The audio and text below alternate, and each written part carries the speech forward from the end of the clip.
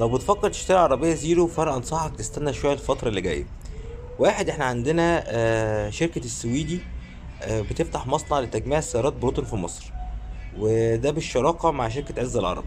متوقع ان العربية دي دلوقتي النسخة الحالية اللي موجودة اللي بتيجي مستوردة بتعمل في حدود 760 ألف 750 ألف جنيه.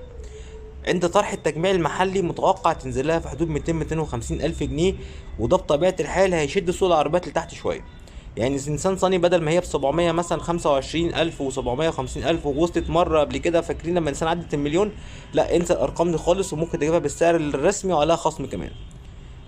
عندنا أول حاجة موضوع العربيات البروتون المجمعة من عز العرب. تاني حاجة الهيئة العربية للتصنيع بدأت ترجع تاني تشتغل بقوة. الهيئة العربية للتصنيع صاحبة العربيات نصر اللي نزلت لنا زمان حاجات كتير قوي، ونزلت عربيات كتير جدا مميزة، هترجع تاني تشتغل في السوق المحلي تاني بقوة الفترة اللي جاية. هتنزل عربيات اقتصادية، مش هتنزل عربيات بريميوم. فاكرين قبل كده لما كانت بتنزل 128 كانت بتنزلها تقريبا بحدود 25 ألف، وكان عليها حاجة 6 شهور وسنة. الشعب المصري عنده ثقافة، ما بيحبش التكنولوجيا الكتير، ما بيحبش العربيات المعقدة كتير، ما بيحبش العربيات اللي بتصرف عليه كتير. فلو نزلت عربية اقتصادية بسعر منافس في حدود 300 350 ألف، أو ممكن كمان تحت كده، مع الموضوع السويدي ده هنشوف طفرة الفترة اللي جاية في العربيات، مع توفر طبعا سعر الدولار.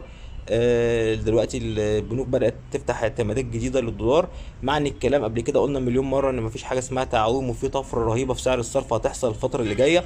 فكل ده كفيل ان هو يبدأ يشد السوق تحت سنة. في حاجة تانية مهمة برضو، ان عندنا اسعار الفايدة هتبدأ تقل السنة الجاية.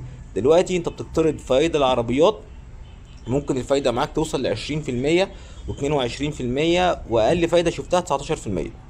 لما البنك المركزي يبدأ ينزل اسعار الفايدة، ده كله كمان هيبدأ يشد السوق كله لتحت. يعني احنا عندنا 3 حاجات: الفايدة اللي هتبدأ تنزل، المصنع اللي بدأ يفتح بتاع السويدي و لصناعة السيارات الموجود جديد مع عز العرب، والحاجة التالتة بتاعت شركة النصر السيارات. ان شاء الله تكون في التوكو، وان شاء الله الفترة اللي جاية نشوف اخبار كويسة عن سوق السيارات. وبرضه ارجع واقول لك لو ناوي تشتري عربية الفترة دي انصحك تستنى شوية. كان معاكم مؤمن سيد، سلام.